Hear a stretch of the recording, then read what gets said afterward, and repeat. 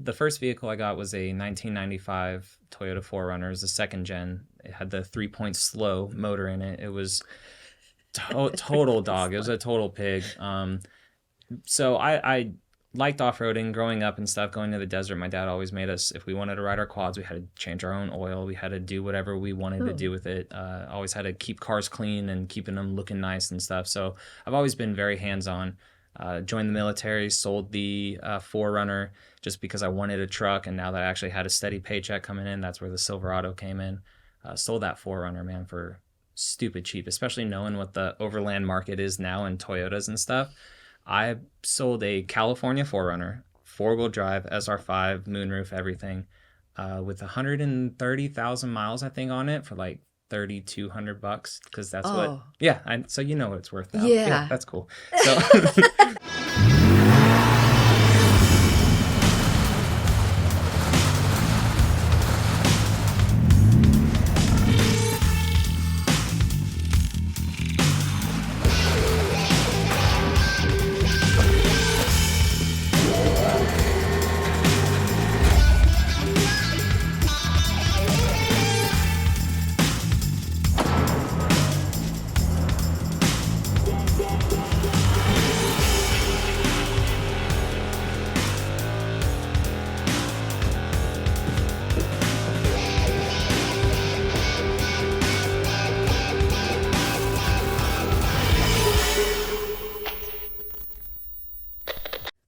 All right, guys, today I get to sit down with Jon Gangloff, a.k.a. TRD Jon from YouTube. And we get to discuss his first experience at SEMA and his relationship with Toyota and all the exciting announcements coming from them.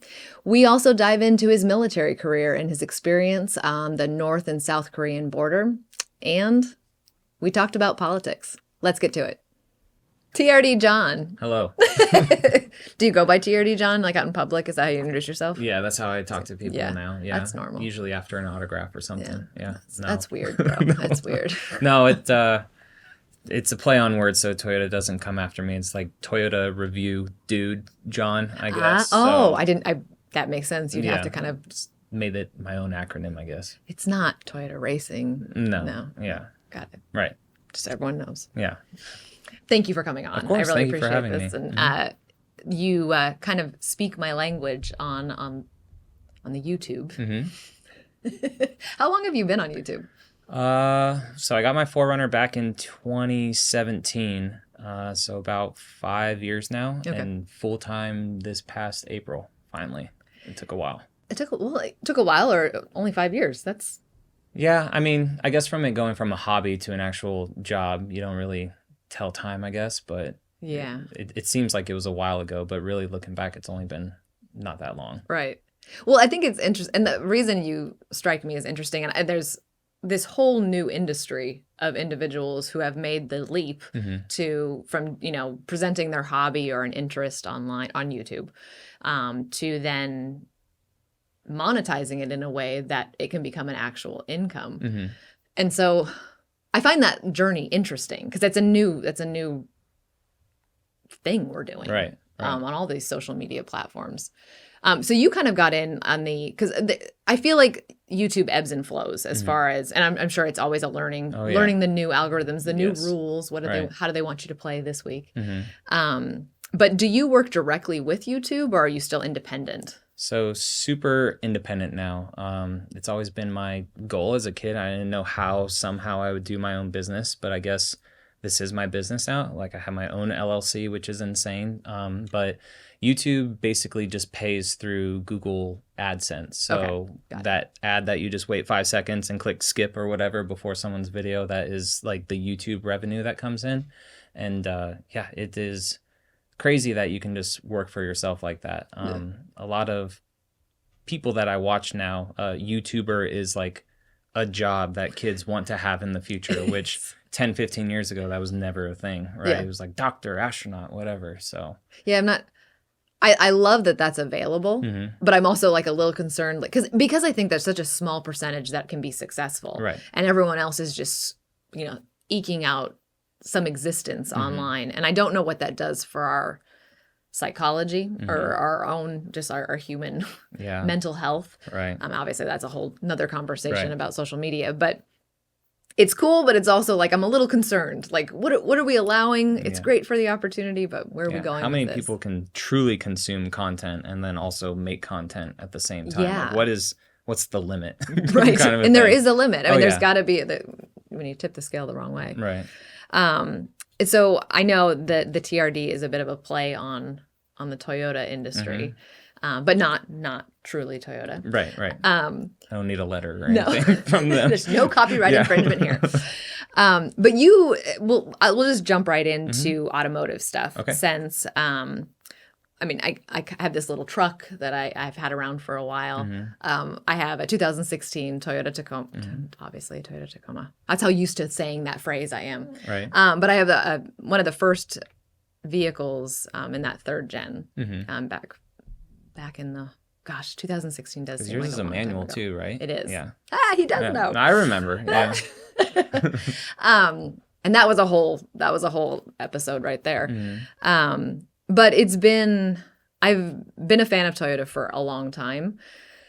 It was the car I could afford, the Corolla I could afford when Right. I was just starting out. And like now it's become the vehicle that has kind of allowed me to explore and adventure, and then also been kind of the gateway for what I'm doing now with this podcast, which is crazy. Yeah, it's crazy. It's a real healthy, I guess if there's a healthy cult following, I guess that Toyota is kind of that way. The followers, they're all super supportive and stuff. And there are those bad eggs too. But I mean, if you have any questions on Instagram or on YouTube, I try to give back to every single comment. Even as videos really start to take off, I still try to dive deep into comments and help people out. But I feel like the Toyota community, it's really good, especially in the overland scene. People are always trying to help people out, especially there's thousands of products out there now. It seems like everyone wants their name in the game kind of a thing. But Yeah. I mean, just helping people out is really what I guess started me doing this with my YouTube. And then it just turned into what it is now. And I never thought that it would turn into that, but I would not trade it for the world. It's awesome. It's hard to trust those. I mean, I guess I might back up a little bit. You're reviewing product a lot on your YouTube. Is that correct? Yes. So that's how it started out. It started out as like product review, and then now Toyota actual vehicle reviews. So it's kind of like, I'll show you now a review on a Tacoma or a 4Runner or the new Tundra, whatever. Like if you want to see that vehicle, I'll do the review for that. And then I try to have all the vehicles and then put parts on it. So maybe you bought that TRD off-road Tacoma and now you want to know what type of rock sliders to put on it, or bed rails, or whatever it may be. So then you may come back for that video if you're wanting to modify your vehicle. But to be able to trust, Yeah. because There's a lot of people out there. I mean, I think there's a healthy level of distrust for anybody online at this point, which is just how we function. Right. But I not in YouTube, but in Instagram, when you start to kind of gain some traction and people are starting to acknowledge that you do the thing that would require these products, people want to send you stuff. Right. And I feel like there's an unspoken pressure to, I guess I'm just shedding light on the perspective of when you get sent this stuff, it's like, well, you feel in those initial stages honored that they've sent you something. Right. And you don't want to just completely like crap on the product because Right. you're like, oh, well, they finally were like acknowledged that I have some credibility. I would really like this to go well. And unfortunately, I think we've watched people fall prey to that mentality and maybe not give us truly honest reviews. Right.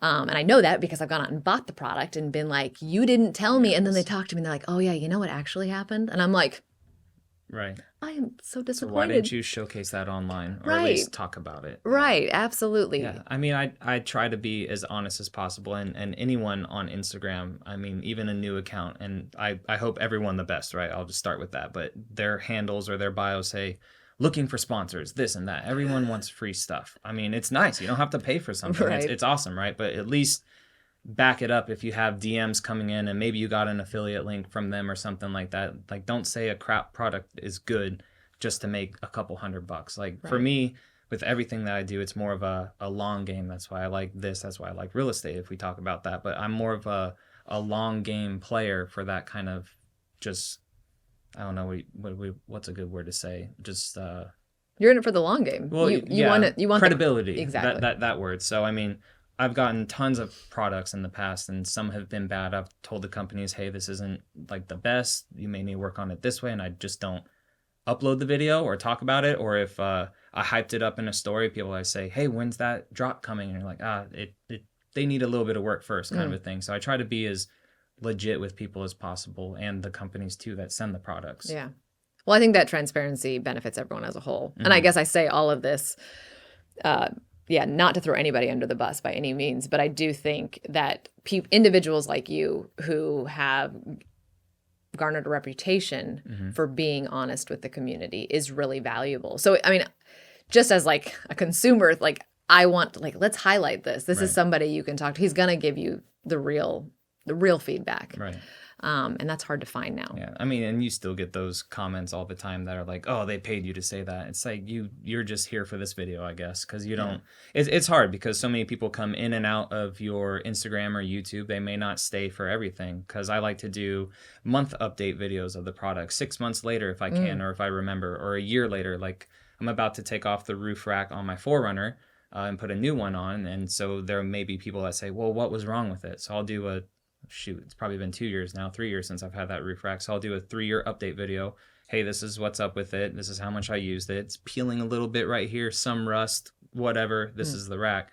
And then put the new one on. So just to show long-term review, I guess, because you don't really have that on YouTube sometimes. Not at all. Everything's so fast and changing. And and you need that time, see actually how it wears. You were at SEMA this year. Yes, yeah. As was everyone. It felt like so overwhelming. It was insane. Is that an annual event for you? No, that was my first time going. Oh, this it year. was. Yeah. Okay, so overwhelming is the right word. Super overwhelming. Yeah. It was like Disney World or Disneyland, whichever theme park you frequent, and it was like that on steroids, but for people not. Oh my gosh, like you would be the vehicle right in front of me and someone walks right in front. And I get that it's a networking event and people are seeing products and stuff, but there were millions of people there. Yeah. There had to be over 1 million people there. It was insane. It's wild. Yeah. It's like, point to point, it's huge. So I learned the hard way. Like, one day you wear the wrong shoes and you find yourself walking like what feels like to be 15 miles just because you accidentally make a meeting with somebody at the other side. Right. Or, we're going to do lunch over here. And it's like, that's really far. I think I clocked 9 or 10 miles one day. At least that's what my watch said. And it kept saying, like, do you want to record an indoor workout? I was like, no, I just want to walk over here real quick. It was so far. You're legitimately working out today. Yeah, no, I was. Yeah, so it's chaos. It's grown into quite the thing. I mean, I think it's become a little bit more open. I know there's more access for the general public is finding ways to come and experience this. It is definitely like something. It's like if you can do it, it's definitely fun to go. But it'll exhaust you. I don't know if I could do the full week. Yeah, so I went. Toyota invited me out there, which was incredible. So I got there like Monday. We saw some behind the scenes stuff, which was very cool to see with just no one in there and it just dead quiet and just people working on the cars and setting up the booth. And then Tuesday was the Toyota event. A lot of the press individuals left on Wednesday morning, but I was able to stay there a couple extra days. My brother lives in the area. So they were super cool, let me stay extra days, get more content. But it was just networking with people, finally meeting people that you email all the time. And just, like you said, they couldn't just all be in one hall. It was just bing-bonging all over the place from everywhere. Yeah.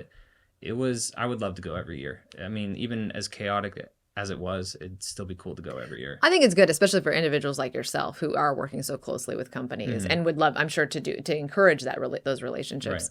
Right. It's the place for you. It's designed for individuals like yourself to kind of be able to do that. What did you think of the Toyota announcements? I thought they were cool. So it's two different ways that you see it, right? I have the individuals that follow me that love to do their own DIY. They love to build their trucks their way that they want, knowing which things work with them and whatnot. And for them, that Trailhunter was not the thing for them. I mean, they make a great point. Well, why would I not just buy a vehicle and put my own stuff on it for way cheaper? Cool. Toyota's not like holding your hand to the fire saying you have to buy this vehicle. Right.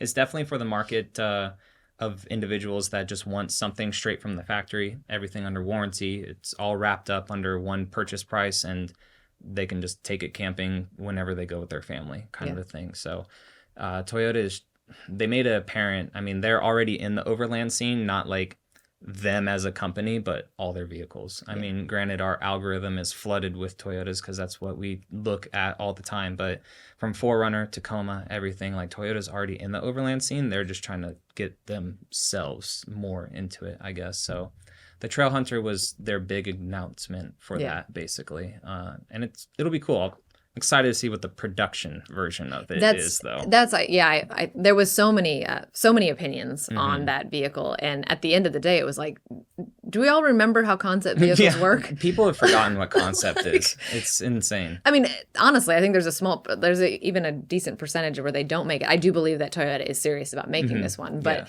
I mean, how many concept vehicles have I fallen in love with at a trade or at a vehicle show, auto show? The original Supra that was coming back out, the FT1 concept or whatever. I don't know if I saw that. Oh, it looks so much better than what actually BMW Supra is now, right? I mean, that's a conversation for itself. But it's a great car at the end of the day, but it's not the core Supra that you can't fall in love with a concept vehicle, basically, because it's very likely not going to be exactly what you're seeing. DOT standards, crash standards, actual mirrors on cars too. Yeah, so that whole thing. Yeah, small things. It was so the personal connection to watch Toyota this year. Clay and Rochelle were there with X Overland, and that was a big deal to see someone from our community. And now we know what those guys are doing as far as with their platform. Right. But it was exciting to see kind of friends and other adventurers that do the same thing that I do.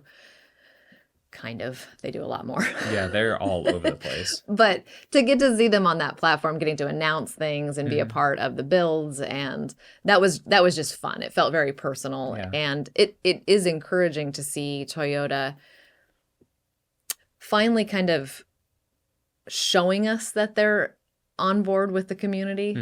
I know they've always been there, but sometimes it would be frustrating to find a problem with the Tacoma and be like, this just doesn't work for how we're using it. Why can't you just give us a little bit more Whatever power? It is. Right, yeah. Just please. a little bit. And they just leave it all for the aftermarket scene because the Tacoma 3rd Gen is, in its 7th year almost now, and it's still the same motor, trans, like no updates really for that at all. It's very frustrating. But yeah, there are two vehicles there, the Sequoia and the Tundra. Was very, very cool. X Overlands. And they looked awesome, and you don't really see new Sequoias yet, and they already have theirs fully decked out, ready to go, which was very cool. But yeah, no, I agree. Toyota is very slow at it. I reference them to like Apple, right? I mean, Android has been doing the thing forever. Apple finally got widgets. Woo! But like when they do it, it's cool. It's executed the right way, and I feel like that's how Toyota is. Like the Tundra I have outside, it took 14 years to get that next generation Tundra. Like it's not perfect, but it does execute a lot of good things with the truck. So I am excited for Toyota's next generation of body-on-frame vehicles to all be out, the 4Runner especially, and the new Tacoma, hopefully. Yeah, that rumor is interesting to me, or that hopeful rumor that's coming. It's all, and the rumor always gets pushed a year, yet nothing was definitive, yet it always gets, it's so frustrating. Yeah. Well, and I guess we're going to get a little nerdy with cars now, sure. But I guess that's what you do. Why not? But it's interesting because I'm at a point with the Tacoma where I'm very loyal to my vehicles. So I think I don't really fit like the standard mold with how I've gone about overlanding and adventuring with my vehicle, because I think everyone that I started out with in the community and learning how to go out and do this thing that I do, none of those vehicles exist anymore. Everyone's, swapped out a new vehicle, especially if you got hooked on the social media whatever train where you needed to produce content. But I fell in love with my little truck. All of its faults, but it's my little thing. I know it really well. Right. And to me, that's comforting out on the trail, that I just, even if it has a problem, I know its problems. And for me, the worst thing is like the unforeseen issue that I'm like, I didn't know it did this, and I don't like it. And now I don't know how to fix it. You've never done this in 5-6 years. Why are you doing it now in the middle of nowhere? Right. Now it like makes a weird noise. I'm like, yeah, it does that. It's unhappy right now. Right.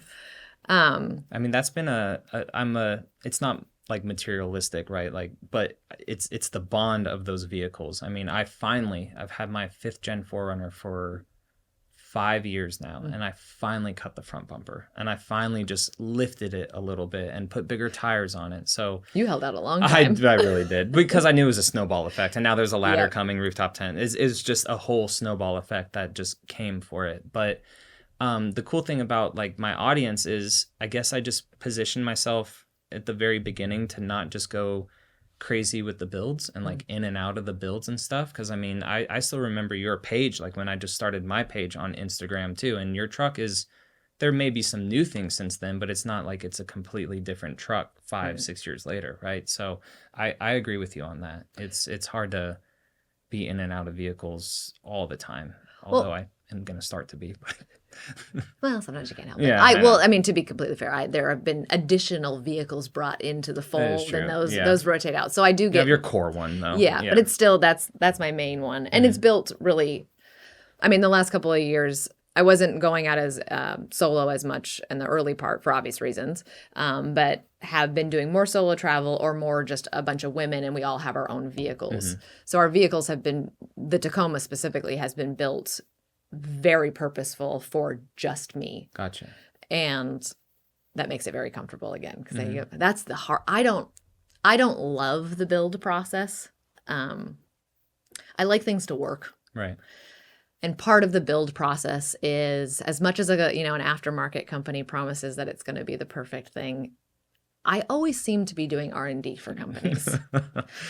I will figure out a way to break it or do something. I don't know. I don't think I'm that crazy. And that's why I'm always like, I'm not extreme at all. Yeah. Like, how am I finding? But it's just those certain ways that they may real world test it, but not in a certain situation that you just happen to be in. Yeah. You know, I mean, this one dude on Instagram for the 3rd gen Tundra, on YouTube, he buried his in this crazy mud hole, and somehow, some way, the bed of the truck flexed so much that it like dented the cab. Oh. And it got all the way up, I guess, to like Toyota engineers said, we did tons of testing. We've never put it in that scenario to where the bed flexed, right? And of course it blows up on the internet and stuff. But I mean, companies are the same way. They can only test their product so much. And then that's the goal of improving on it too, and making it better. Yeah. Again, I totally know it's a part of the process.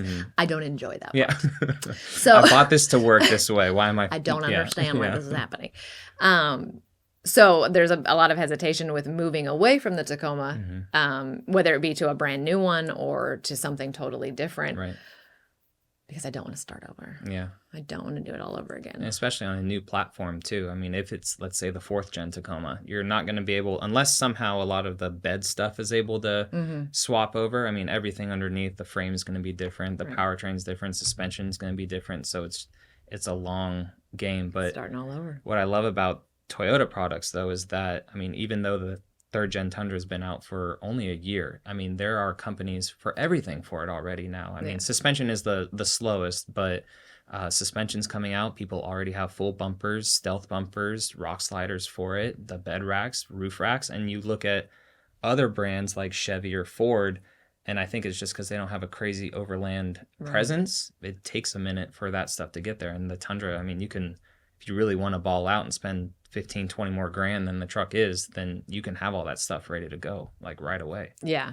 Well, that is the beauty of the whole Toyota line, is that is the one brand. That and Jeep. I mean, Jeep, there's a lot of aftermarket for that. But between those two, it's like you don't have to wait that long. And that's why when like the Chevy Colorado came out or the Ranger got re-released, and it was like I enjoyed the way they looked. I loved the features of some of these vehicles, but knew you were much more limited on the aftermarket. And I think that's something to, if you're thinking of building, like popularity does count because it will give you more options. Right.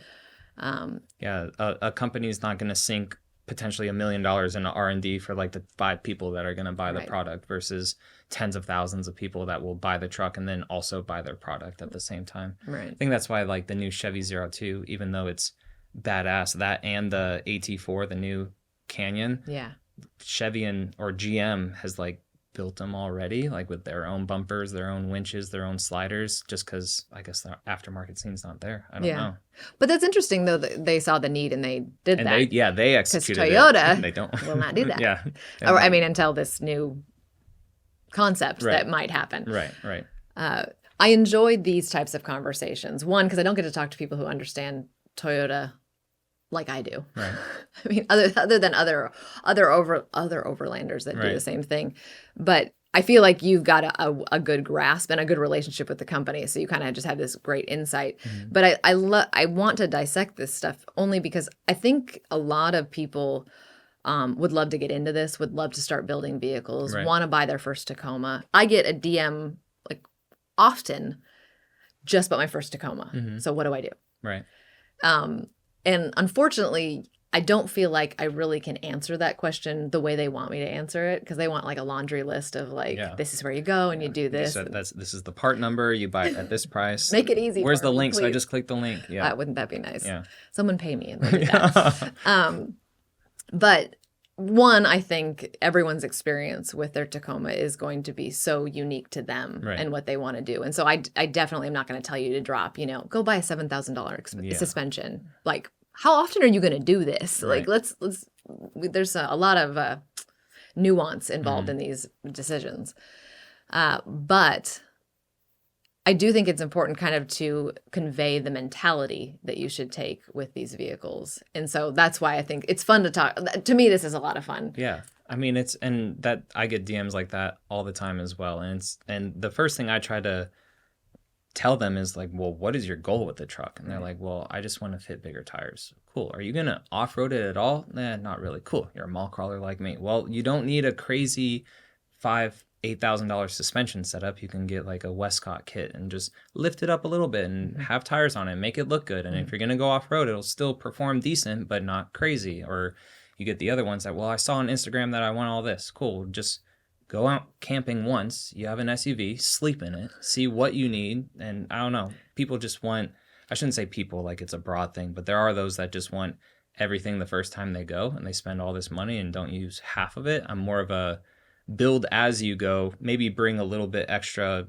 house necessities, like, but then what do you actually need to go out? Because I mean, I don't overland as much as I want to, just because of the area in Florida I live in. It's either way too hot with mosquitoes or like way too cold, and I don't have a big group of people like I would on the West Coast that I could go out with. So I don't do it that much, as much as I want to, at least. But yeah, it's, if I did go out and I did it the first time, that would be my philosophy, is what I tell them, like, what are you actually going to use your truck for? Totally. No, we're on the same page with that, because I was thankful someone gave me great advice early on, and it hit home because I did not know what I was doing. This wasn't a fourth vehicle. I've been out there. I knew what I wanted to do on the trail or where I was going to go. Right. I knew nothing. The great thing is when I bought the truck, I thought all I wanted to do was explore the dirt road options off the highway. Right. Because I didn't. Just over half the photos on Instagram. That's so true. Yeah. I just parked right here and it looks like. Yeah. But I loved road trips, and so I loved exploring places, but I never had a vehicle that I could do that with, and I also didn't camp, so that I had just no concept of this world that was out there, and had the desire to get out. Like, well, I just want to see where that goes, and I'd take my Subaru out there and be like, it shouldn't be out here, and so eventually got to the point where I could buy what I wanted, and it ended up being the Tacoma. So I literally just fell into it being that brand new color in 2016. Right. Thankfully, I did enough research where I got the factory lockers. I think that was a huge bonus for me. But I really thought I was like, signing the dotted line and I'm good. Like, I got a 4-wheel drive truck. Go anywhere. Why would I ever do anything to it? And thankfully got some good advice and did maintain the stock platform as far as like suspension and all that stuff. I kept it. I think I got sliders and brand new tires. Right. Yeah, because the tires Toyota provides are like not the best at all. Hands down. Like, don't ever trust those tires. I got like 3 flats, like almost immediately. I learned how to change a tire. Like, it was or plug it really quick. Yeah, that was but this is how green I was. I was like, wow, this is embarrassing actually, but I'm just going to say it anyways. I was so green. I mean, you've got the spare underneath the bed. And I was getting flat tires so often, just out in like dirt roads in Death Valley. Right.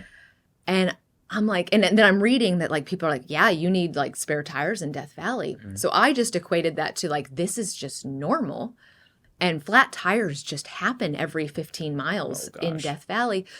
So there was a period of time where I rolled around with not only the spare underneath, but 2 tires in the back of the bed. Wow. Because flat tires were we're feeling that common off-road. And then finally Falcon reached out and was like, could you not, this is, like, we're going to send you tires. Yeah, with an actual thick get sidewall. those out of Yeah. your bed. Anyway, so I highly recommend solid, off-road tires if this is what you want to do. Right. But the beauty was it really allowed me to go out and just like learn what I wanted to do and what the vehicle could do. And I couldn't do a lot. I was terrified of everything. Mm-hmm. So it would have been a waste of money for that first year for me to drop just a ridiculous amount of money on things that didn't let me really get a good feel for it. And it could discourage you too. It totally could. Especially if you're that far out of pocket now at this point, and then you either didn't use it or you feel not as much of an expert like as you are now, kind of a thing. It may have discouraged you, and who knows totally where you'd be now. Well, I think you saw that. I think there was that initial wave, like because the 5th gen 4Runner kind of came out around the same time as that 3rd gen, if that's correct. Well, yeah, the refresh of the 5th gen. Okay. Yeah, the 5th gen's been out for like 13 years. Oh man. Yeah, 2010 it looked kind of meh, and then I think it got the refresh. That's right, it was a refresh. 14, 15 to what it is now. Okay, but yeah. But there was this resurgence of purchases, correct, and they were, yes. and then overlanding went crazy. Mm-hmm. Yeah, and the Pro. Got rid of the FJ Cruiser for some reason, but yeah. Had one of those too for a minute. Oh, they're nice. But you were just seeing this spike in builds, and everyone was doing all this stuff. But there was like 2 years out, all of a sudden everyone was selling. Right. Yeah. And it was people that dumped a ridiculous amount, but they realized their lifestyle just didn't. Either the spouse wasn't all on board, or I don't have the time to do this as like I thought I would. Right. And so that word of wisdom, if I can give you anything, just go slow. Right. And when you hit a point on the trail where you're like, this is a problem, I don't like traveling like this, whatever that is, that's when you start going, okay, I'm going to upgrade that. Right. And doing them one at a time for me was hugely beneficial because then I really got to see it wasn't all of these new components. Right. It was one at a time. So I got to really gauge how that new upgrade affected the ride. How your tires actually improved the ride versus if you just did tires, suspension, bumpers, all this crap all wheels, at once. All those things. Exactly. That can affect that ride quality. Right. Yeah. And so. Yeah, it blows my mind. And good on them. People have that money, but they'll buy a TRD Pro, which is already supposed to have the suspension anyways, right? And they just rip it out. They throw Kings underneath. They throw big tires underneath. And it's like, you don't even enjoy it for a month or whatever. But hey, to each their own. But I do agree with you. I mean, now that I finally have the 4Runner built up, it's like, okay, now I know how it is with bigger tires and just a little bit of a lift. It has a lot more roll than what it used to, kind of a thing. So, I mean, you learn your vehicle as you go, and if it's your core vehicle like your Tacoma is, you've really, sounds weird because it's a material thing, right? But you've like bonded with it, and like no, you I said, totally have. I mean, like you said, like, oh, that new squeak, I just put that part on it, it's probably that. Okay. Yeah, instead of, oh no, it's falling apart. So, and you just learn its personality. Right. Like it's like, oh, it doesn't like it when we did that. Now I'm gonna hear that noise for the next 100 miles. Got it. It doesn't like going over 70. Okay, cool. Yeah. We got to get you out I know. west. I need to get out there again. I just did a road trip from Florida to California and back, and just talking with certain companies while we were out there. We just made a 3-week trip out of it, and it really fueled the fire to just at least live half the year out in Arizona or something. Yeah. Because I do enjoy Florida, but I do love the West Coast. I miss it. We have a lot of freedom too with like how we can explore and the ease of exploration. Especially Arizona is one of like the states that almost every like major city hub, like within 10 miles, like, or maybe that's a little of an understatement. Phoenix has gotten big. Yeah, it has. But it feels like it's so relatively close to where you're just in open desert. Right. And you can just explore, go back behind some mountains, anything. And yeah. That was the biggest like change moving to the East Coast, was just trees everywhere, and you don't realize that there's thousands of homes behind the trees, whereas the West Coast, you can be on the 10 and you could see however many miles in front of you, and you're like, yep, that's wide open over there, I can just go. Whereas in Florida, it's like, oh nope, can't go down this trail, can't go here, okay, well now I'm stuck, how do I get here? And you look back and it's just all trees. Yeah. So yeah, West Coast exploring is definitely where it's at. It's different. It's Yeah, totally yeah. different. It can be done, but we doing the private and public land too thing is different because I didn't realize how years ago didn't realize how spoiled we were to explore at will. Oh yeah. I could just drive. There's not a sign. It's probably Right. BLM. I'll just go. Right. Like I'll just figure it out. If it doesn't say I can't be here, like Yeah. I'm probably going to check on the maps. Like yeah, it's just all BLM. We're good. It's Yeah. all available. And then my first real exposure was trying to camp and travel through Texas, which I know is still different than the East Coast, but it was my first exposure to several days of trying to navigate private Oh, wow. land. Really? And I was like, this is unpleasant. Oh, just because like it was a mixture of farmland or something that you didn't know was someone's Well, land, or Yeah, everything's fenced off. Everything's a ranch or connected to private land or there are some trails, but you are kind of on like backwoods driveways because there's Gotcha. these access points to these either hunting ranches or hunting properties or whatever. But none of it you can camp on. So I ended up having to like go through all of the different not Airbnbs, but like the campgrounds that are kind of set up Gotcha. in that format. okay. Which was another experience. But I mean, that was the first time I camped in a city park because in Texas you can camp in city parks. So that was weird. I was like, I don't understand this. So I need to go back and do it again better because it was a Yeah, disaster. now that you have knowledge of it. Yeah. And it requires planning. So the other freedom or the laziness that I get with like traveling California, Arizona, Nevada is like I don't have to plan. Right. Like, you just kind of like you said, you can kind of just see where you're going, and it's Exactly. like I know I can camp somewhere out Have there. at least one landmark, right, to get back. Or it's so easy in the West Coast. You're like, yep, that's south. Cool, I can see all the way south. Yeah. And you just go for it. Yep. Yep. It's so we have a lot of freedom. Yeah, I grew up going to the Glamis sand dunes, so I did more of quads and stuff, Okay. and then side by side started to be a thing, and then my first vehicle was a 4Runner, which kind of got me into off road, Okay. and then I strayed once from Toyota. I got a Chevy, just because grew up all with Chevys and stuff, but now back into the whole. How'd that off-road. Chevy experience go? It was comfortable. It was good. Okay. I think I got rid of it before it got bad because it Got only it. had like 25,000 miles on it. So, but yeah. I feel sorry, that was low hanging fruit. I feel like everyone picks on Chevy. No, I mean, it's all how you take care of your vehicles, It is. honestly, at the end of the day. Because there's some people that grenade a Toyota in 20,000 miles Yep. just because they don't take care of it Yeah. or they got a lemon or something. But- Yeah. I have 3 Fords too, and there's plenty of jokes about that. Oh, yeah. So. Found on road dead. It's fine. Yeah. But then I was just driving my brother's Ford in Vegas. It has 370,000 miles on it. Granted, it's a new trans and motor and stuff, but like the whole vehicle is just, it's old, but it still runs. Yeah. Yeah, you put some oil in it, but it's all good. Yeah. Yeah. Like you said, though, it's all about what you've done to it, how you use Right. it, and how you like take care of it. Mhm. Beck, I know you kind of started to talk about like your first vehicle. How long was that first vehicle? Is that what has qualified you to be in the position you're in? No. Or do you have a mechanical background or? So the first vehicle I got was a 1995 Toyota 4Runner. It was the second gen. It had the 3-point slow motor in it. It was total dog. It was a total pig. So I liked off-roading growing up and stuff, going to the desert. My dad always made us, if we wanted to ride our quads, we had to change our own oil. We had to do whatever we wanted to do with it. Always had to keep cars clean and keeping them looking nice and stuff. So I've always been very hands-on. Joined the military, sold the 4Runner just because I wanted a truck. And now that I actually had a steady paycheck coming in, that's where the Silverado came in. Sold that 4Runner, man, for stupid cheap, especially knowing what the overland market is now in Toyotas and stuff. I sold a California 4Runner, 4-wheel drive, SR5, moonroof, everything, with 130,000 miles, I think, on it for like $3,200 because that's so you know what it's worth now. Yeah. That's cool. So no, just because Kelly Blue Book said that, right? And I was just Right. like, whatever, mom and dad, like you guys can sell it off while I'm here in Texas, like just go ahead. And now, total regret, but yeah. So then joined the military, which I had a more mechanical job with that, which allowed me to be more hands-on and stuff too. Okay. Mm-hmm. Were you actually working on vehicles in the military? So I worked on the F-16. I was in avionics. That's a vehicle. Yeah, that's a flying vehicle.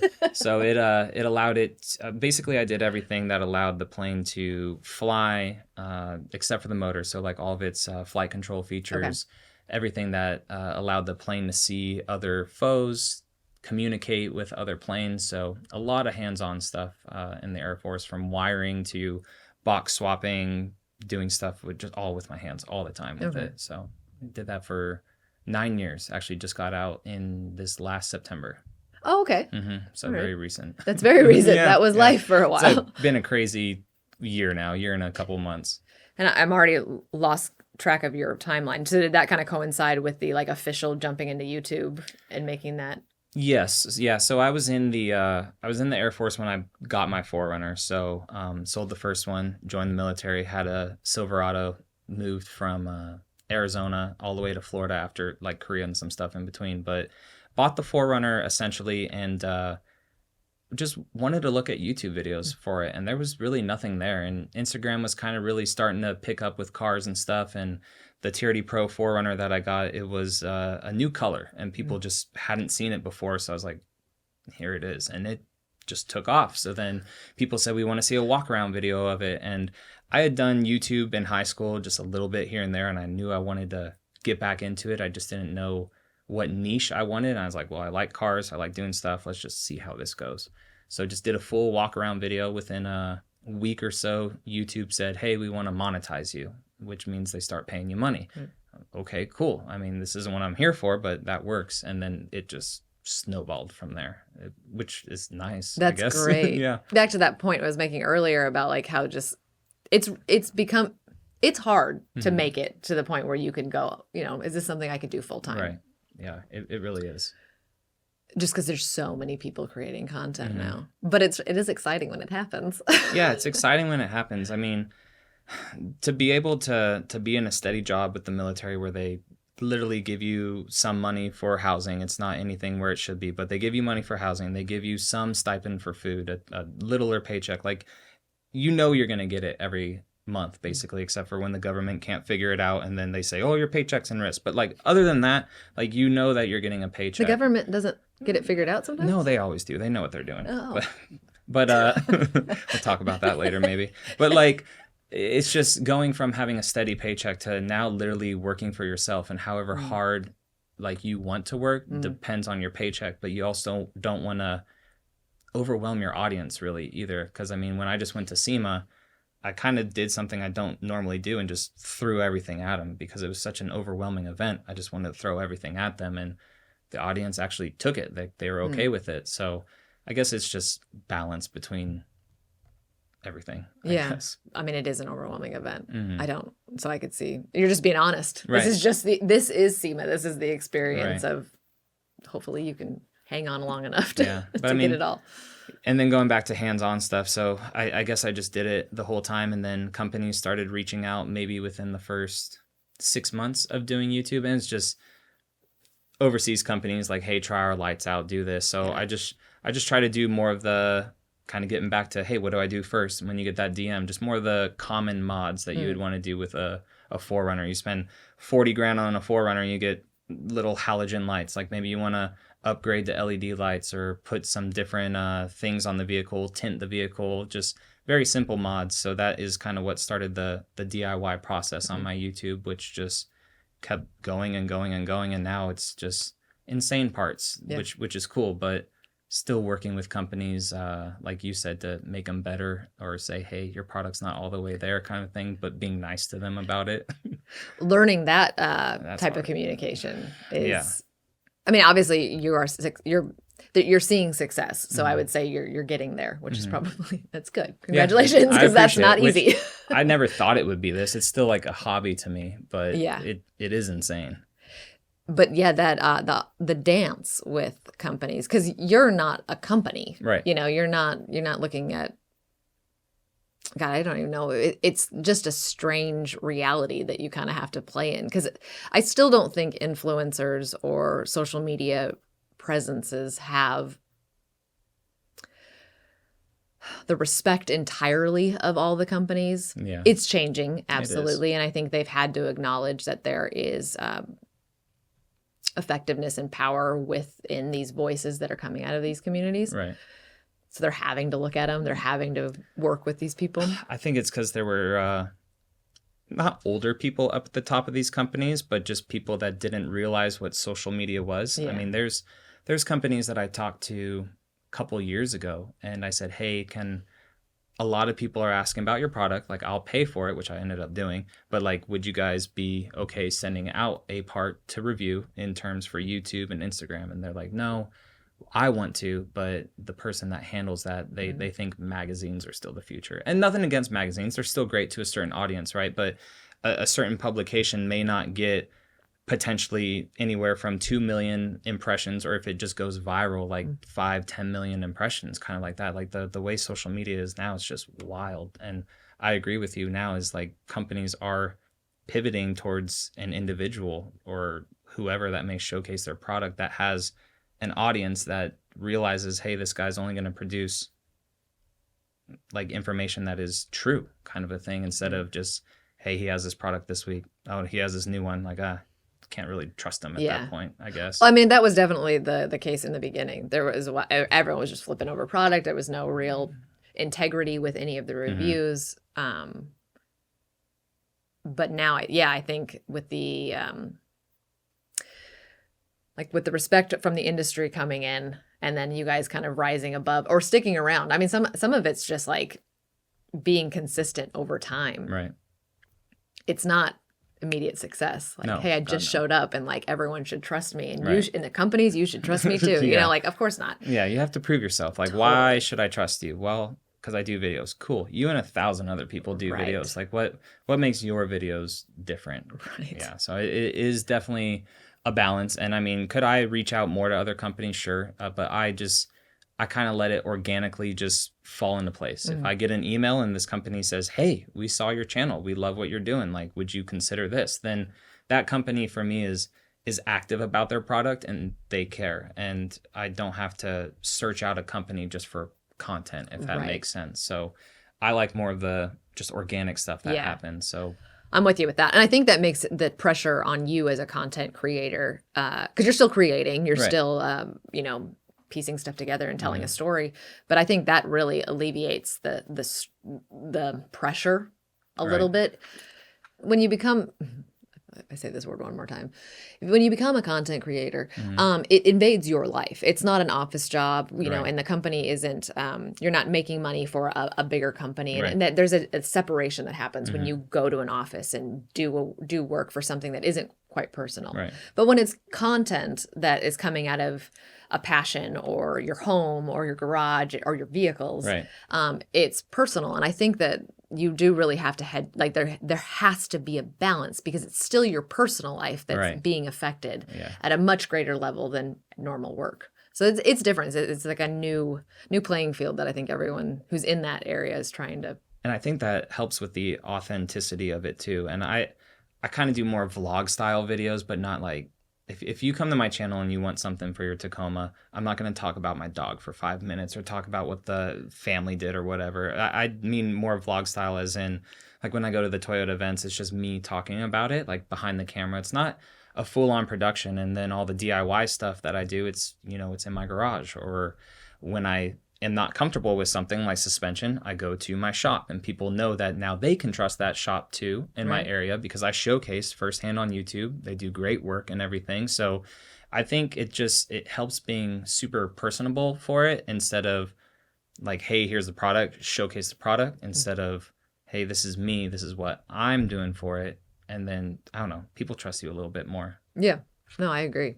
But again, it takes time. Yeah, 100%. 5.5 years now. You gotta prove yourself. Yeah, exactly. Yeah. But again, like, to those people are like, oh, that's what I want to do. The kids that are like, that's what I want to be when I grow up. That's a frightening statement. But but if that's what's happening, like, we do have to say the other side of it. Like, there's... Oh, yeah. I mean, and even before getting into this too, you would watch YouTube, and then someone would say, hey, I had to take a mental break for a couple of weeks or so. And it sucks as you as the consumer, because maybe you're not watching TV anymore, because I've just pivoted only to YouTube. I mean, it's crazy how you get invested in people's lives if they vlog or something like that. So, or car YouTubers too.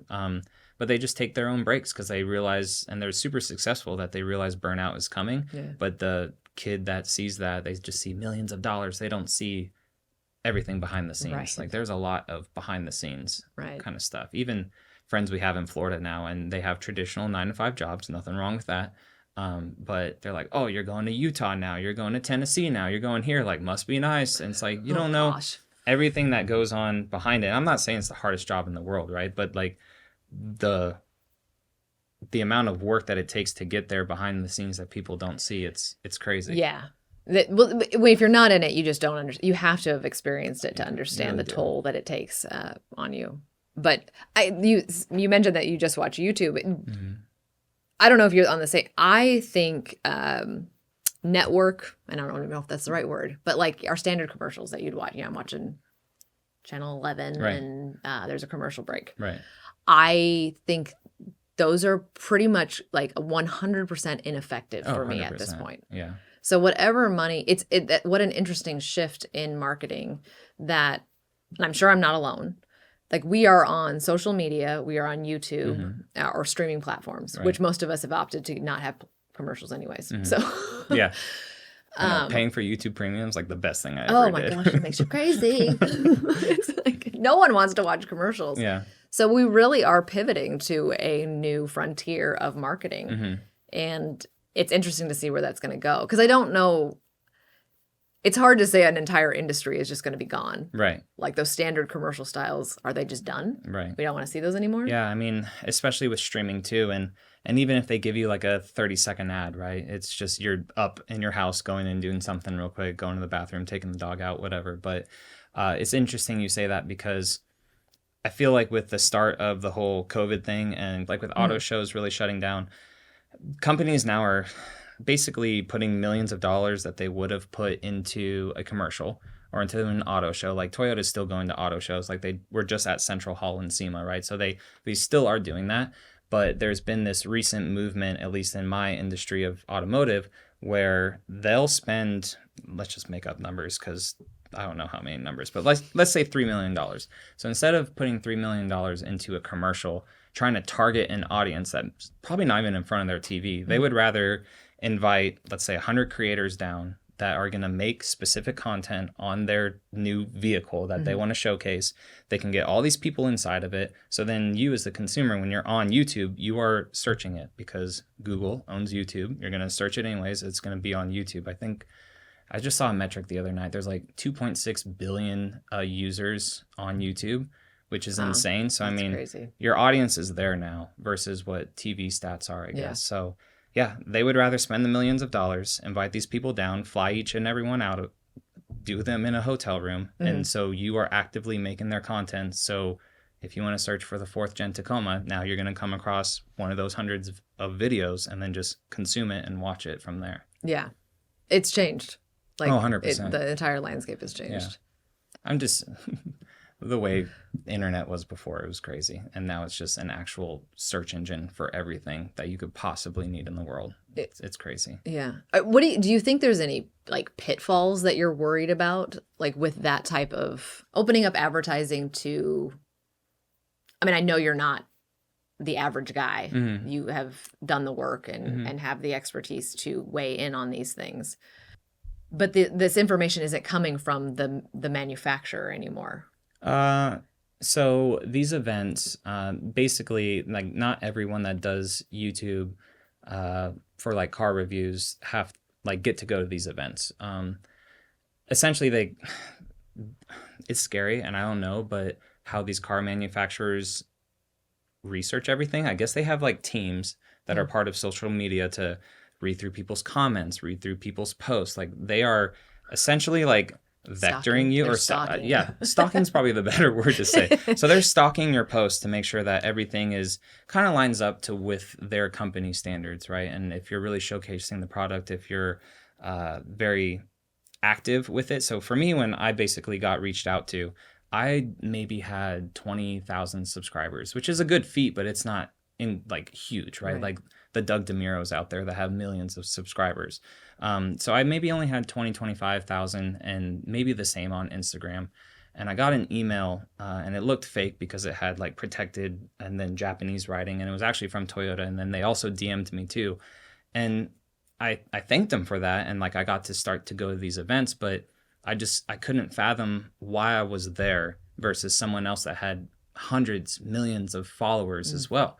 But they said it's because like I engaged a lot with my comment section. It's actual people that are trusting, like, I guess what I'm saying about the vehicles. So it was cool to go to those events and like actually give my audience firsthand look at those vehicles instead of just posting a picture about it online. Yeah. Well, that's a good point to people. Because I think, again, it just doesn't happen. You're constantly active. And I don't know, monitoring your own comments is unpleasant sometimes. It is. Especially on YouTube. I bet that's my gnarly. gosh. YouTube can get crazy. Yeah, so I see it as an algorithm booster. Yeah. So if they talk crap about something, I just said, well, cool. Like, why? Let me know why it's like this. And they'll either just delete their own comment, they'll go away, or they'll say something that's just as negative as the first thing. It's like, you are not giving any constructive criticism to this comment, but you gave me, or this video, but you gave me 4 or 5 comments. So thank you. I appreciate that. It's just people out there are so mean sometimes. But then you also have your good eggs too that really appreciate it. Yeah. And I mean, that's humanity, unfortunately. Yeah, unfortunately, yeah. I mean, we just had an election. I'm very aware of all of that. Yeah, and it was only midterms too, and it's the same thing again. It's crazy. This is off topic.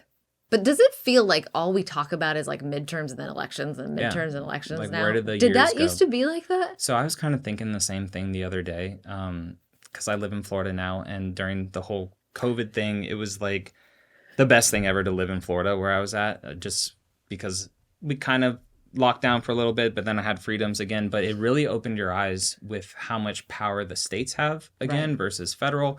And then it just, again, I hate to use the same phrase, but it opened my eyes to like what everything is with the government, and then just elections happening during that time too. So I think in the last 4 to 5 years, I've kind of noticed politics more. And then I don't know if it's just with social media too, blasting a lot of stuff, if we're just more aware of it, or if we're just getting older and we realize it more versus like when we were kids and I was like, it doesn't matter. I'm just going to go play basketball outside. Right. So But I just feel like, I mean, I'm not watching television. So I've eliminated that entire voice, that the ads that get run on, national spots and all that stuff. Like, I don't see any of those. And yet, I mean, I guess social media is the other one. Yeah. But, oh my gosh, it makes me crazy. And I feel like there should be like, well, there should be term limits, but that's not the word I'm looking for.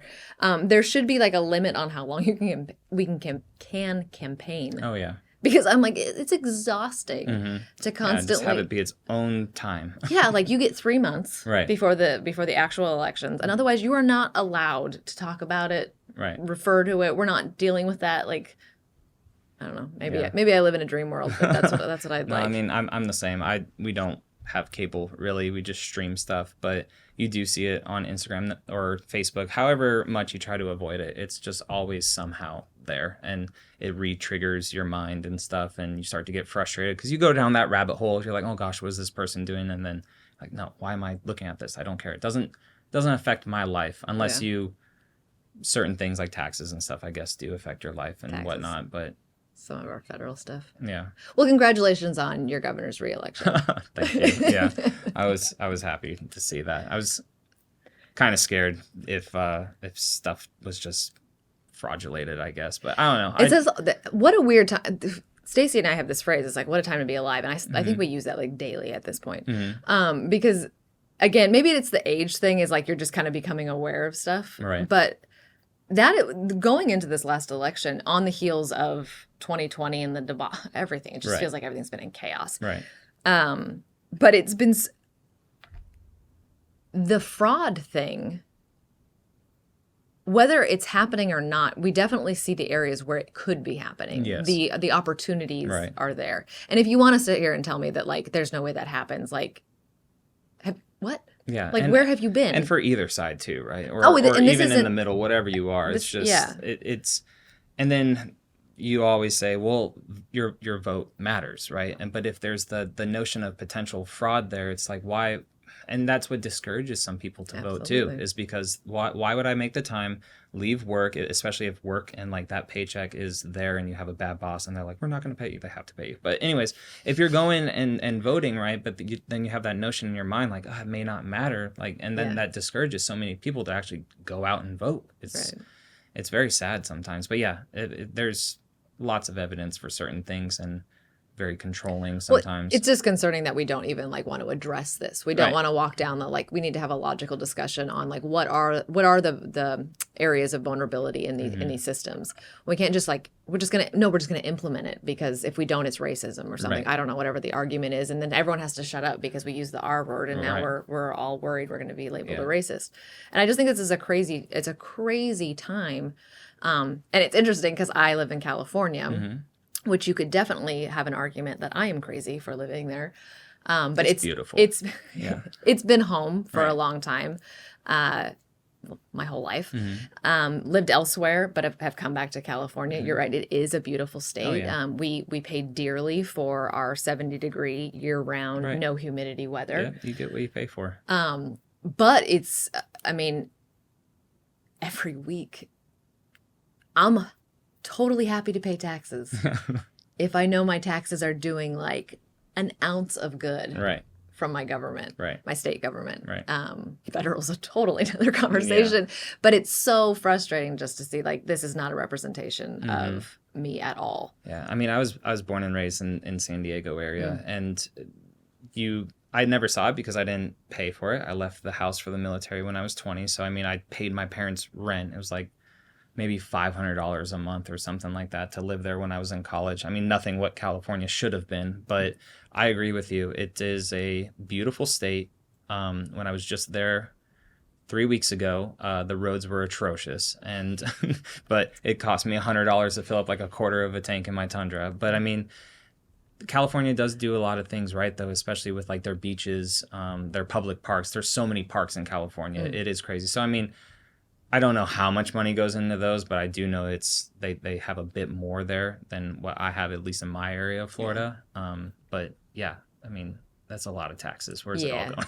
There's just a lot of, I mean, I can get off the politics stuff. Yeah, but no, for you're me, fine. there's a lot of money going to individuals who do not have legal status to be in our state, and we're just giving them a lot of money, and yet we have an extreme homeless population. Oh yeah, it's crazy. That out is there. growing Oh my gosh. daily in Right. LA and others and San Francisco. Yeah. And yet those are American citizens that we are just completely we're just going to act like it doesn't exist. Right. Yeah, American citizens or veterans and stuff too. It kills me, and I'm all for immigration, like legal immigration. If Right. you guys want to come here, do the American dream, have nothing like so many other people have done, Totally. and they've come to America and like they've made companies we can't live without, like Tesla. I mean, Elon Musk is technically what, African American, right? Because didn't he come from South Did he? Africa? I think someone quote me on that. I'm not sure. I don't think he's a U.S. resident, right? But I'm like 90% sure. For sure. I think he's from South Africa. But anyways, I mean, just people coming here and just doing that true American dream and making like positive impact from it instead of just Absolutely. coming here doing nothing and just getting money. It's so frustrating. Yeah. And if you want to say that, well, the system is flawed, because I do think that the immigration system, has a lot of problems. And yet there's no conversation about like, well, let's talk about fixing that. Right.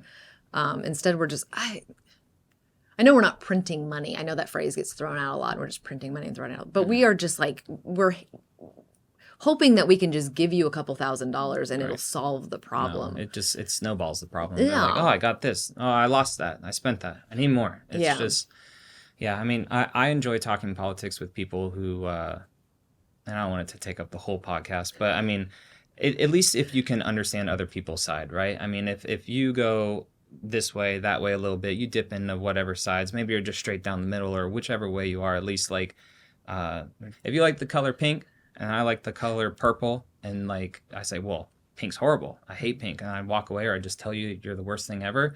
But like if you explain to me why it's pink and then I say why it's purple, and we can kind of agree on some things or at least understand your stuff, I don't know. I think that's what the world's missing. It's just conversation of that. Absolutely. And that's been a lot of the catalyst for wanting to like do stuff like this. So honestly, us talking politics isn't that off base, because it's what's happening. It's current event. Right, yeah. But Especially, to that point, I think the realization I've come to over the last couple of years has been that I come from a conservative background. And so a lot of my, like my parents are conservative. And so like I grew up in this household with like a kind of a certain conversation. Right.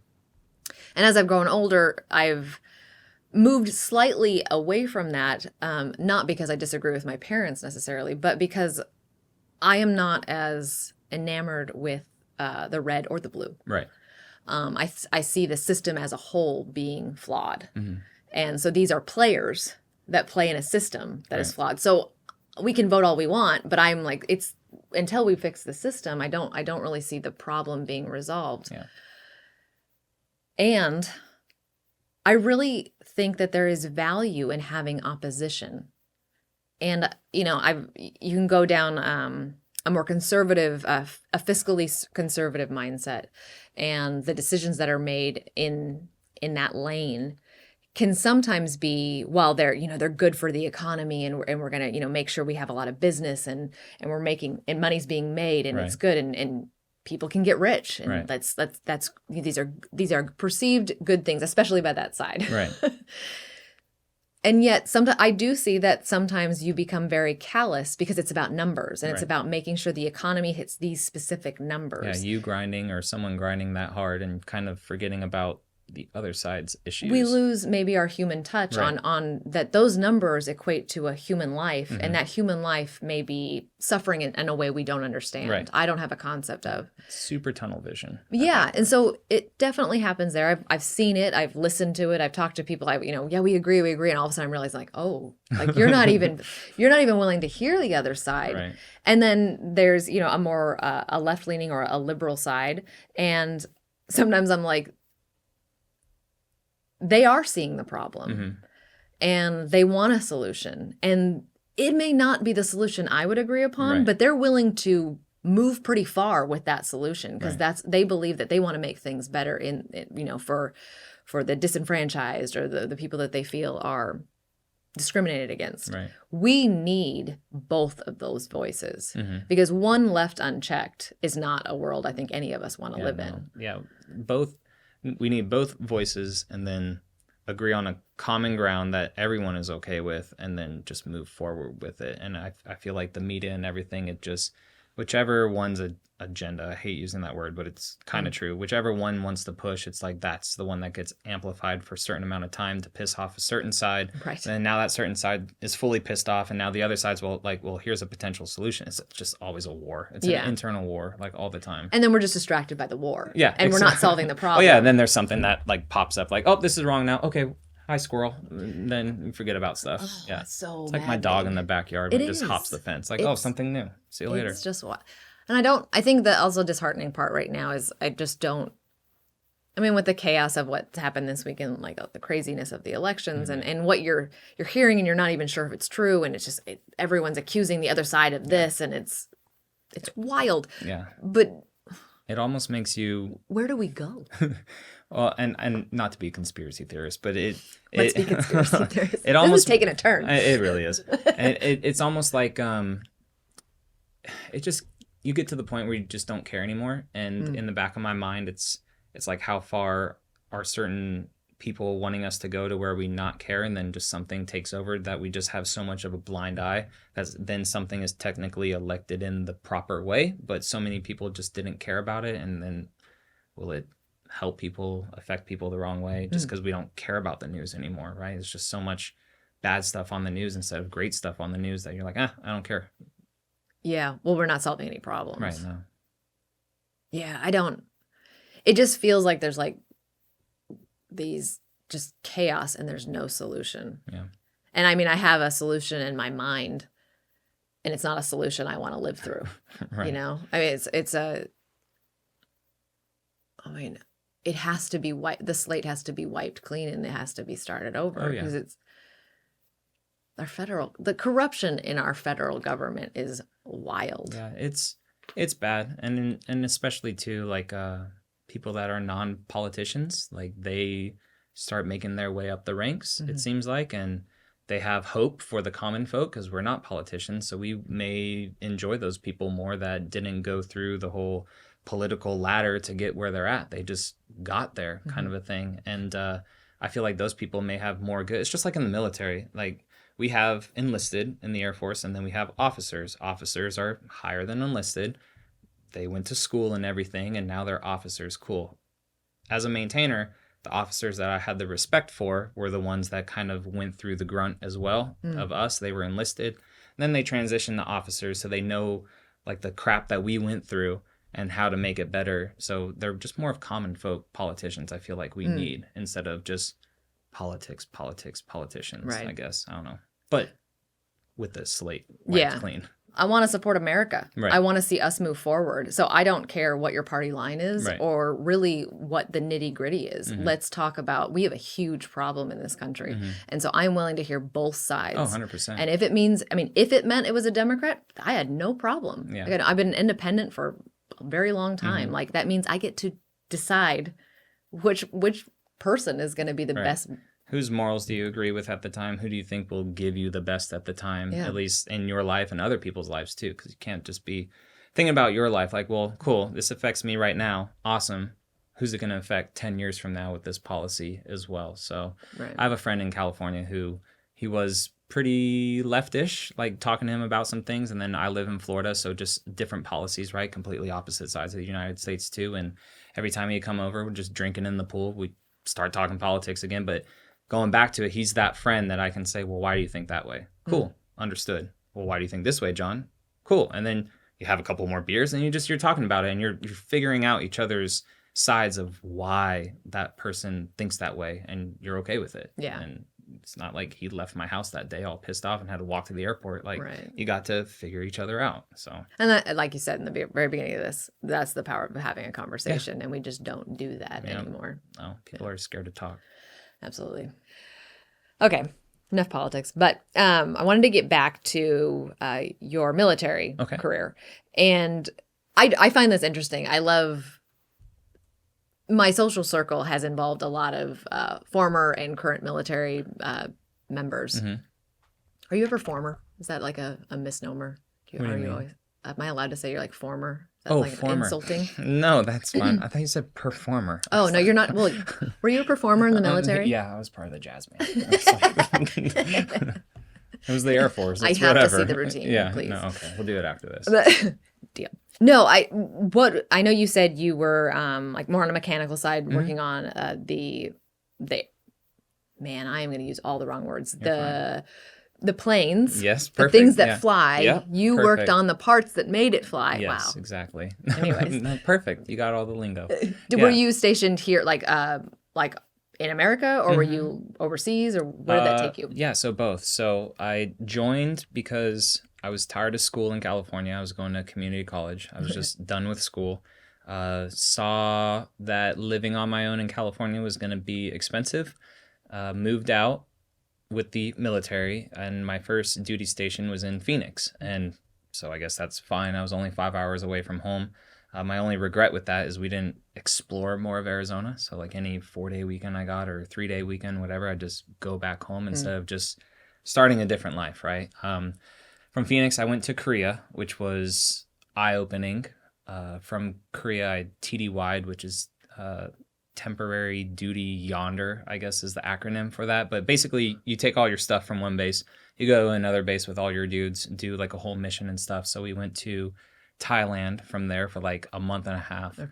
And then Alaska as well. We went to Fairbanks, Alaska, and then came to Florida, got out at 9 years and just stayed in Florida. Huh. Mm-hmm. And is that something, I'm assuming that there's a great value to you from that experience, that 9-year experience. Yeah. I mean, I would recommend, if you're in a rut or if you just have no idea what you're going to do after high school, as sensitive as the military's gotten or with politics that the military has gotten, like I would recommend anyone at least just trying it for 4 years, like the lowest enlistment possible. Like just try it to at least get potential VA under you, get a VA loan, maybe buy a house, invest in some things. I would not trade the 9 years in the military for anything. I mean, I feel like it set me up, set our family up for like our future. And it was a great time, met incredible people, traveling.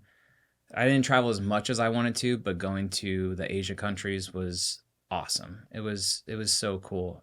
That's another thing too. If a lot of people that are complaining about America or certain things with America, just go to another country and just see the praise that other countries have in your country.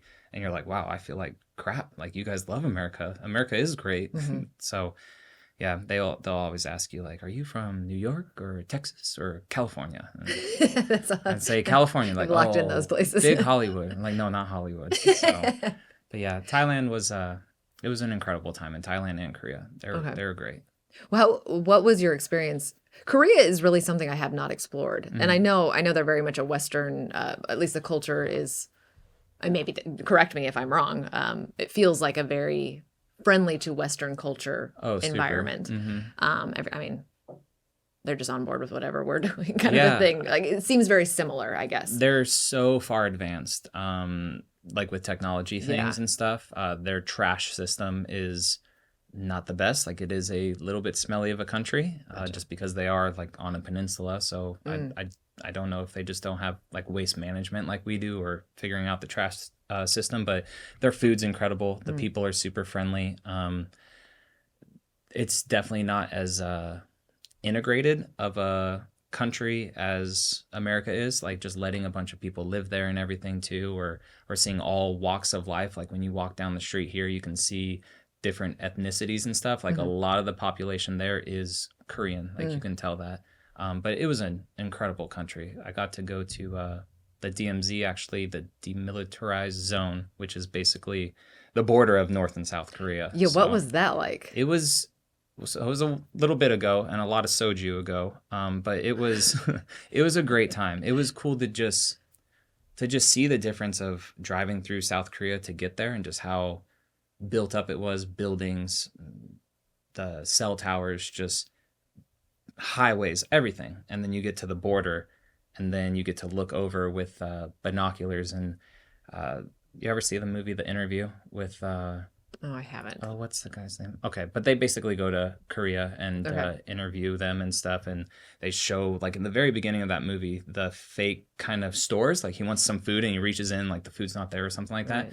They call it like the propaganda city, and you could see that with the binoculars. It's just like a Hollywood movie set. It's just a fake city. But there was footage that came out about like that at some point. I don't know how we obtained or got it, whatever. Yeah, probably flew over it when we weren't supposed to or whatever. But it's almost creepy. Yeah. I guess it is creepy. It just sits in the middle of nowhere, like just these skyscrapers, just with nothing. It just sits there. It's very strange. This is totally a personal question, but what's like the empathy gauge for South Koreans? Because that's I know they've been divided for a long time, so much, and it's so different that I'm sure it feels like a different country. There's no similarities, other than their heritage and their ethnicity, that they are Korean. Yeah. Is there like a strong push for change from South Korea to North Korea, or is it just like this is just how it is? Yeah, so during that tour, there were certain individuals that said that they just wanted to all be one country again. And I still remember this one individual, they have like a little train system that used to go between North and South, and then it just like stopped, right? And the person in front of the train was saying like one day they just want the train to keep going again between the two countries. So I'm sure if you talk to other people there, they may say, no, heck no, I don't want North and South to be a thing. The North is too crazy. They don't want to be deemed the same. But a lot of people on that tour that were giving it to us said that they wanted it to be just one big country again, which was very surprising to hear. It's just an interesting, I can't even conceptualize. One, we're such a large country, and then our state system, and there's no way to relate to that dynamic. Right. And I your guess countrymen are like on the other side of this and being tortured in unimaginable ways, and what that would feel like. Yeah. Would you feel outrage, or are you just like... I guess it would be like if Mexico was truly cut off from us and we couldn't go down to like Cabo to vacation or whatever, and like actually experience the country, and like just everything was cut off. I wonder if that would be the only way we could relate, but we really can't, because the United States is just so big. Or if each state you couldn't go interstate. I feel like that's what it Maybe would be. That would like, be it. Yeah, like suddenly we couldn't have access to Arizona, and it was... Hey, you can't drive from Florida to Alabama for the podcast. Okay, I guess I can't come up now because of that. Like, I guess that would be the same thing. Yeah. Sorry. Yeah, sorry. Everything would be on... Then it would all be on Skype. Oh, yeah, 100% on Zoom or something. back to that earlier point where you were saying, like, to experience other countries and then kind of get a different perspective on the United States. And I know I just kind of complained a lot about our politics. But we are the best. We're great here. Yeah, we're definitely not perfect. Right. But you do realize just the pure fact that we can drive from California to Florida to New York, you know, to Minnesota to, to Washington. It's like, I don't have any. There's no serious checkpoints that are like going to be a problem. Right. You got any weird fruit? agricultural. No, I don't got fruit. Okay. I'm like, what are we doing? But that freedom is pretty incredible, and to be a citizen, to have not of my own doing, but was born here. The chance of being born here, the blessing of being born here is pretty amazing. So. I mean, when we were in Thailand for the month and a half, we had a safety briefing to look at. They call it. Their currency is baht there, and to look at the currency to make sure that there were no like bad things on the currency that I believe they called it king or an emperor there. I can't really remember, but like make sure there's no bad squiggly lines that are like going into his mouth or something like that. Because if you gave that currency to someone and they really wanted to report you, like you could go to Thailand jail just because their currency was defaced, basically. So I mean, just little things like that going to these other countries, you realize it. I mean, how many dollars have you seen that have like the worst stuff on it, and it's just, if you handed that to someone, they could report you and you'd instantly be picked up by the Thai police. Yeah, we don't realize how much freedom we have. Chewing gum in certain countries too, or flipping the finger, it's just it's crazy. Yeah. All right, I'll stay here as I'm going. Okay. The United States is pretty good. Yeah, that's great. It just makes me crazy sometimes. I know. Well, I'd be remiss from my entire team if I didn't ask you how a tiny little kitty showed up at your house recently. Oh my gosh, I did have to bring this up at lunch. You did. So, being in the military, I got to TDY a lot. They were like super long trips. I like now with the YouTube stuff that I do, because these events are maybe 2 days here, 3 days here, and then I'm back home. So my wife grew up in a military family, so she's okay like when we have our time apart, whatever. But she loves animals lately. And we already have, she's the crazy cat lady. We already have 2 cats, 2 freaking dogs. And then 3 weeks ago or whatever, we were at Pet Supplies Plus. This little cat was in there. And I always love going and seeing the cats when I go in these places. She goes, gets the food, whatever. I'm playing with the cat. I walk away from this freaking cat, and it's like, meow, like the saddest freaking meow. I'm like, God dang it, dude. So I go over there, I pet him again. I walk away, he starts meowing again, and it's a running joke. Like every animal that we get is broken in some way, and this cat has like a little cleft lip, so he's broken. And fast forward, was it 3.5, 4 weeks now? I was talking to my brother about the cat because she sent us a photo, and the cat was still there. So now I'm drunk in Vegas with my brother, and I apparently say how much I would not be upset if she got the cat. Next day, she goes, gets the cat because it was still there. So now we got another animal in the house. So, well, there you go. That was for everybody. Yeah, who wanted to hear the story. So now I need to stop going on trips.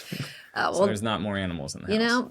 Yeah, you left her alone for just too long, and she decided she needed another one. It is my fault, because usually these trips are 2 to 3 days. This one was almost a week, so I guess it was justified. Yeah, cost for 4 extra days. That was not really the note I planned on finishing on, but no, I mean, that's fine. This has been all over the place, but I've really enjoyed this, and I really appreciate you coming out. It's been really fun for me to get to talk to somebody who knows his Toyota stuff, and to just have your perspective. And I'm glad to be able to bring like your channel to our listeners, and this is a credible account. Yeah, I appreciate it. It was awesome for you guys reaching out. Like, it's very, very cool. You work with Toyota. It's pretty amazing. It's just, I know we're wrapping up, like you said, but it's crazy. I never thought it would be this. It was just a hobby, helping people out, and then all of a sudden it's like, honestly, since I started going full time, it's just going, and I'm okay with it. It's cool. You're stepping out into the unknown, and I think it's really unknown. Yeah. It's like I'm on the space deck, like about to just go out and float to wherever, I guess, because I have no idea. It's scary, but like you gotta go. When the opportunity shows up, it's like you got to take it. Right. So Yeah. I'm excited for you. It'll be I fun to watch. appreciate it. Excited to see this blow up too. This is awesome. How many episodes deep? We've got 9 out so far, and then we did a whole week this week, so we got more in the can, and Excited. we're booking them and having fun, and I don't know what I'm doing either. Okay, well, perfect. So- We're in this together, doing who knows what. Thankfully, there's a lot of experts on that side. So. There you go. But thanks again, Of course. and Mike Glover, we ran out of time.